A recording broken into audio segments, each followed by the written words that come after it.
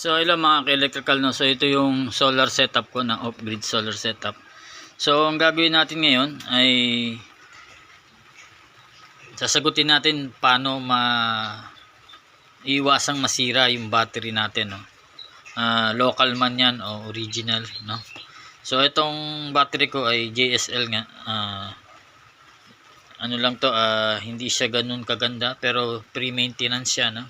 So para maiwasang masira nga to, lagi natin dapat hindi ma-diskarga o iwasan natin ma-drain na madalas, no. Yun ang inagsisira ng battery kahit anong brand pa yan. So kaya aalamin natin kung ano yung pwedeng gamitin natin dyan para iwas drain ng madalas, no. Ito yung device na ginagamit ng karamihang mga vlogger o mga nag-aaral sa solar system, no. Ito yung voltage disconnect. Ayan. Then ito yung relay. So hindi pwedeng isa lang lagi yung ano niyan. Yung laging set dapat yan. Dahil itong si voltage disconnect ay kinokontrol niya si relay na 12 volts. Then si relay, ang kokontrolin niya is yung inverter para mamatay siya once na ginagamit mo na nalolobat na yung battery. So ang sistema niyan, itong si voltage disconnect ay nakakonect sa battery. Ngayon once na sinet up mo yan na 12 volts or 12.5 or 12.1, no? Kung ano yung sinet mo dyan, doon siya mamatay o mawawala yung output na 12 volts dito.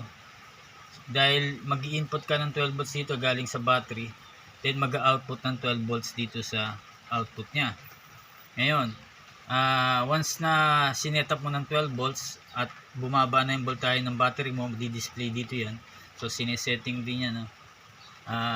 Yung mismong voltahe dito, no? Itong relay naman, once na mawala yung voltahe ng 12 volts, ang contact nito, itong malaking dalawa, ay mag-o-off yan kapag nawala ng supply. So once na nawala ng supply, mamamatay yung mismong inverter natin kasi mag-o-open yung contact niya. Okay? So si voltage o yung voltage disconnect natin, yun ang nagsusukat ng voltahe ng battery natin para maiwasang madiskarga. Okay? So hanggat may supply si voltage disconnect, naka-on to. So may power yan, 12 volts. Then yung mismong contact niyan ay naka-close. So ibig sabihin gumagana yung inverter natin. So habang ginagamit natin yung kuryente na nanggagaling sa inverter na 220 volts, kung ano man ang load mo, so hindi mo na kailangang abangan, no, na full drain na pala yung battery mo rito. So si voltage disconnect na ang bahala dyan kung ano yung ipoprogram mo para mag-cut off siya.